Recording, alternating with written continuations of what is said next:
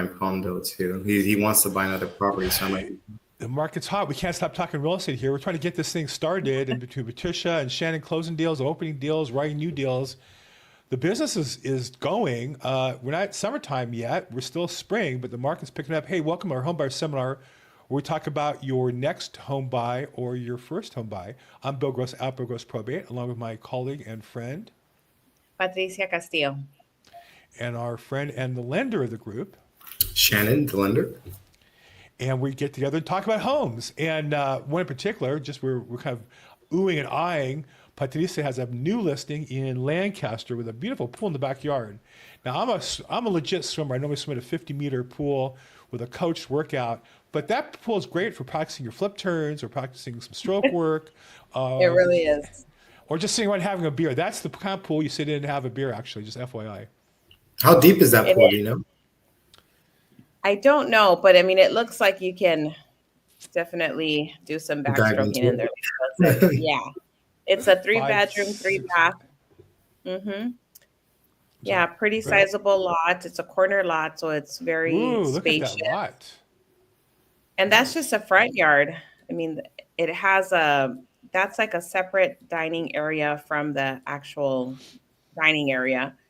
So it's a very spacious home, open floor plan, lots of natural light, recessed lighting, has a dual fireplace and a wet bar there. Um, three bedrooms, very spacious bedrooms too, and three-car garage. So it's right down the street from Antelope Valley College. It's Oh maybe wow, 5 that's minutes good. away. So it's very close to the college. Great family neighborhood. It's in the Briarwood Estates of Lancaster. So that's like a little pocket there down the street from Antelope Valley College. Really nice location. So if anybody's Nice. interested or looking for a home like this, give me a call. It does qualify for a home buyer grant as well. It's in a consensus tract where it does qualify for a home buyer grant. Okay, That's so this is awesome. where you put the barbecue out here, and the meat, all that stuff, and then you put the tables and chairs here. Also, I Beautiful. got Right. solar as well. I got solar. Yeah. Mhm. Wow. Solar, yes. Look at that backyard, man. A little It's resort like. spacious. Oh, Yeah, the fire pit too. there's a fire pit for those summer nights. Huh. So freshly painted, um, dual pane windows, has a lot of upgrades. So it's very nice, spacious home. Nice. Well, now where's this? This is the college nearby. Yes. Look at that drone shot. Very nice. Mhm. Yeah. Okay, last chance to There's a win, lot of ladies. buyers moving out that way just because the prices are still somewhat, affordable. And you're like maybe Palmdale's about 40 miles north of LA. And so Lancaster's just another, maybe 15, 20, or no, maybe like 25 minutes out north. But um, you could always relocate, get another job over there.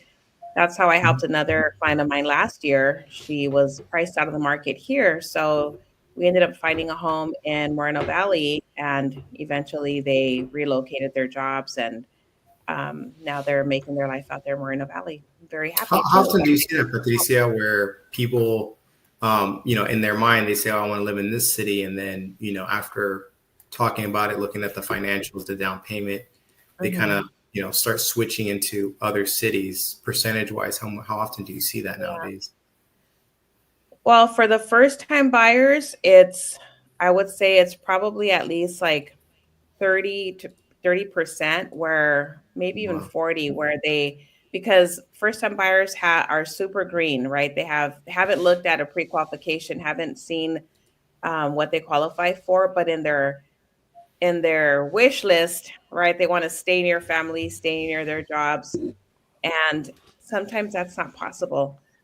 Excuse me, just because of the parameters around their finances. So um, we may need to expand their search, right? And look into other areas that are more suitable in terms of pricing, but also something that's realistic for them, where it's not too far away from family. You can still see your family on the weekend. The other thing is you want to be somewhere when do you see your family? Usually on the weekends, right? So you have to find something that's going to work for you for the majority of the time that you're commuting, and usually that's work. If you're not working from home, then people usually have at least an hour commute. That's kind of been um, my conversations with buyers. Usually the commute time is at least an hour.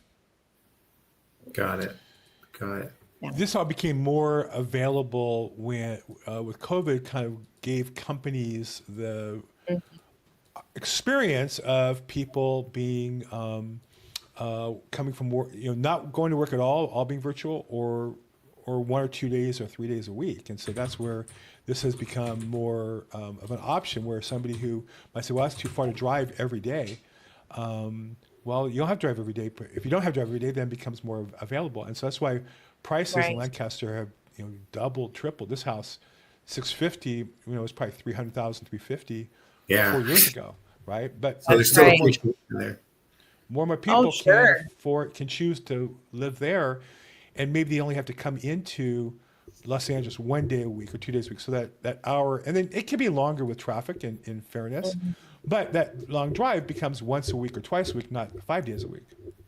Yeah, and that what you just described is exactly the scenario for one of my clients that I sold a house to 2 years ago. She actually works at USC. She's been there for like 30 years, and she lived in the area right around the perimeter of USC where they were giving their employees a $50,000 home buyer grant if you bought a home in that specific area around USC, and that was to build more sustainable community around USC.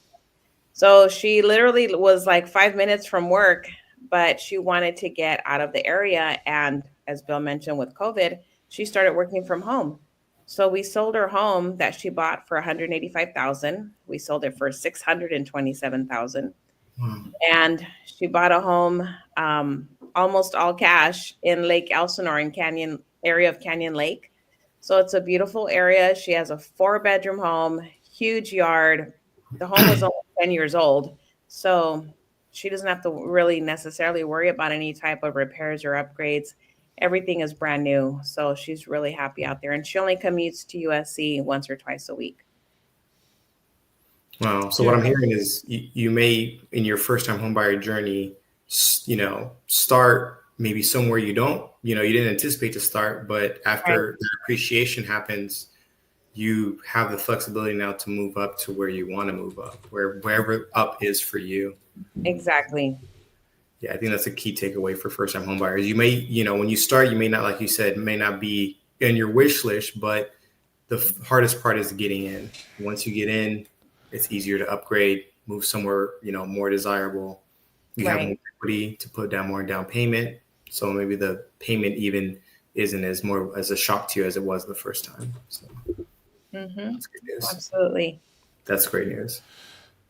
Yeah, and so people found ways to save themselves time, effort, energy, and so this is just a way to capitalize on that in terms of your personal, financial situation, is being able to move someplace that you couldn't have moved before. And there are people who move out of state, and I have plenty of friends who have done that, but this is a much smaller, obviously, transition, and it keeps relationships, family, friends, possibly schools, depending on where your kids go to school and such. So, or where you're going to school, if you're going to USC or whatever. Yeah. Well, in other news, Oh yeah, Shannon, other news. Let's go. so we are finally starting to see some of the impact of Doge coming into the housing market as the administration is cutting their budgets for the Consumer Financial Protection Bureau. And so for anyone out there, a lot of the paperwork involved in a lot of these conventional loans, a lot of the regulations, things of that nature, especially after the crash from this bureau, has come from this department. So as cuts come, let's see how that's going to impact the first-time homebuyers. It could be looser guidelines, could be even longer process. We don't know what kind of effect this is going to have, but now those cuts are starting to come over to the mortgage side when it comes to HUD, when it comes to Consumer Financial Protection Bureau. So we'll see what kind of impact, but now this is directly going to impact us some way, somehow. I'm not sure if it's going to be good. I'm not sure if it's going to be bad, but we're definitely going to monitor the situation and keep you guys updated as they start making these cuts every way they can. So, this is one of them. again, I'm thinking again. This has never I've never seen this before, so I don't know what kind of impact this is directly going to have. I know that they are responsible for a lot of the regulations that we have, a lot of the protections, right? Some people think they're protections, some people think that they're red tape. But think of, back in '08 or, pre '08, there was a wild, wild west of mortgages. So these, Mhm. these regulations were, some people say to protect, some people say that, it constrains the first time home buyer. Who knows? Who knows? But we'll monitor the situation and we'll see how this is going to affect first time home buyers moving forward as these cuts come. Well, I think there's three theories here. One theory is we need government to control the highest level to make the housing market effective, and that's where we've been in my career. We've gone from where the government, FHA, VA, and Fannie Freddie Mac were 10, 20% of the loans to where 9% of loans now are government issued or guaranteed or Yeah. loans. There are virtually no, from the average homeowner, options. There used to be you could go to a bank, and Bank of America had their own money they lent, and Great Western Bank, Home Savings no longer exist. And so whether they went down because of regulation or were saved because of regulation, that's a debate. But that's the theory we've been operating on for 40 years. The other theory is that it's been bad. And I have to say, in my lifetime, housing has become way less affordable. There's no argument. When I was young, a single, a married couple, one of the two parents could have a job that could pay for an average house, a car, provide for the family. That's not true today. Even two, I have a daughter who's married, and they make good money. She and her husband. It's tough to afford a house in this market, and so the question is how do we solve that problem if you accept it as a problem? And the Trump administration's answer is that we need less government. And the third is the reality is somewhere, I won't say in the middle, but just because Trump administration wants something doesn't mean the other side's going to give it to him.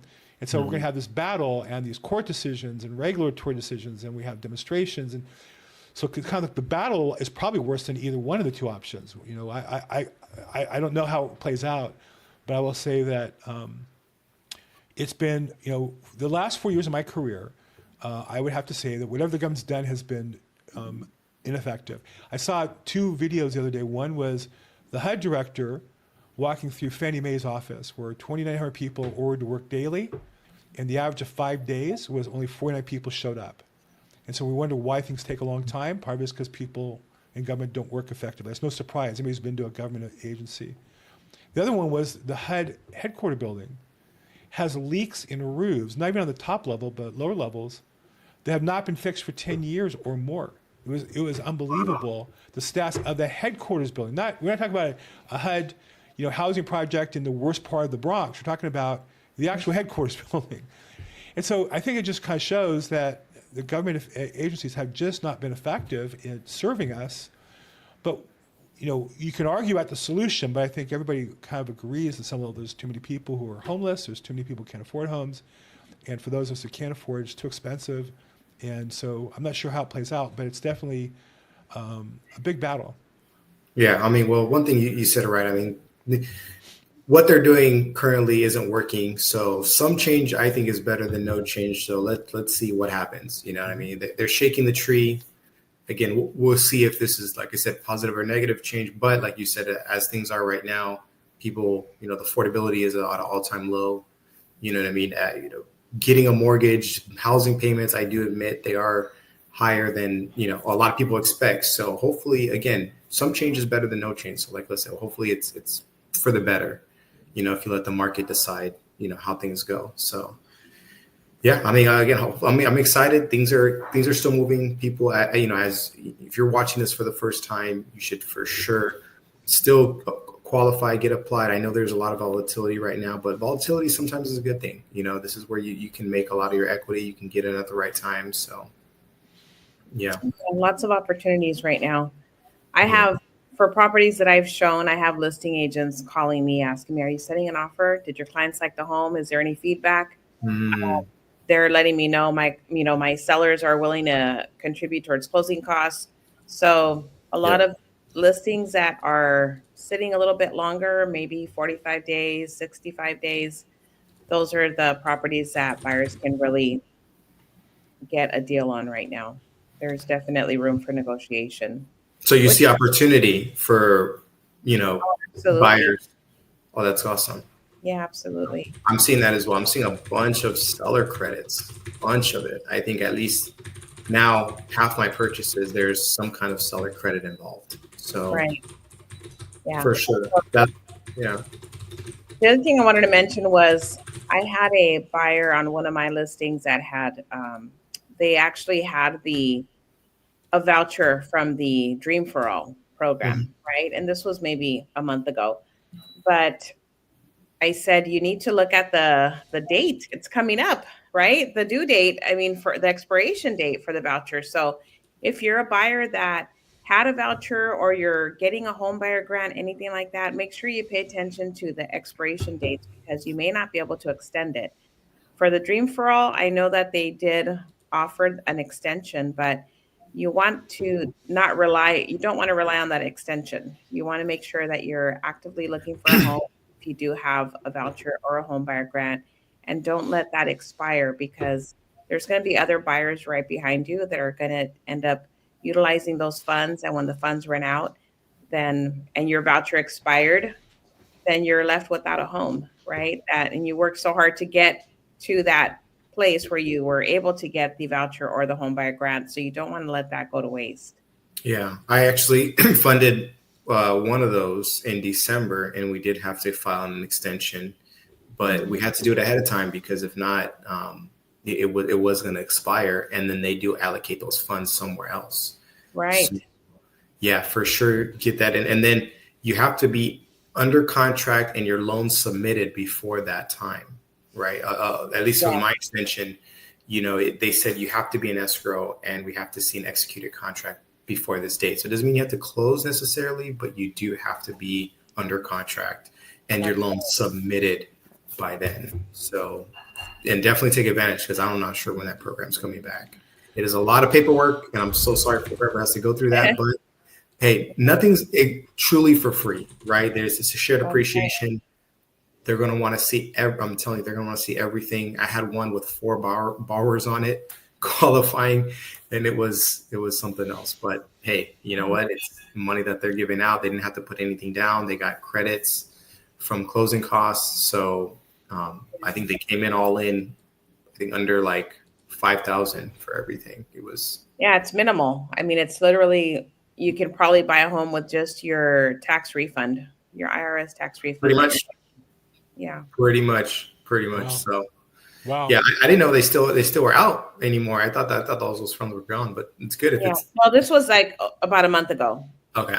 on a different property that I had listed in Lancaster. So, but when she had the extension and I looked at the date, I said, you need to get under contract soon, whether it's this property or any other property. But if you were lucky enough to be one of those recipients, you can't just let it go to waste. You have to utilize it. At least get into a property, even if it's not your forever home, but it's a starting place, right? It's your starter home. After that, you can upgrade, but at least you get into a home and utilize the grant or the voucher.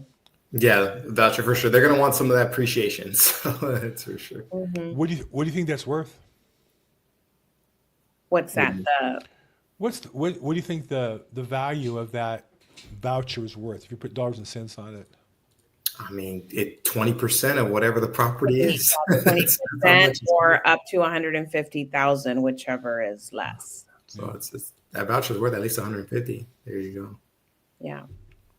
I mean, so it's not worth quibbling over. I guess my point is it's not worth quibbling over property if you can get that. Exactly. Yeah. Exactly. Get into a home. People always forget too. I mean, if you didn't have the 20% down, that Dream for All program, CalHAFA still has their regular program, which they'll help you with the 3.5% down on FHA. So, California does have its pros and cons. We definitely have a good amount of things on our con list right now, but some pros is hey, we do have down payment assistance programs. What's the minimum FICO for the down payment assistance through CalHAFA? 680. Okay. 680, and then if you want your DTI to go up to 50%, it's 700. So you'll qualify for more if you're at 700. Okay. Yeah. So CalHFA is a program that you can borrow the down payment and you can borrow the closing costs. Well, yeah, Right. there is a closing costs aspect that you can get. The interest rate's a little higher, Mm-hmm.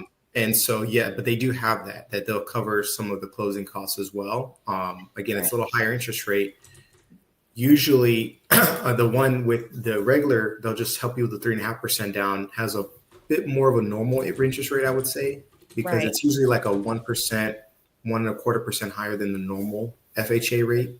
And Sure. then the down payment with the closing costs is another like 1% added on to that. So, Right.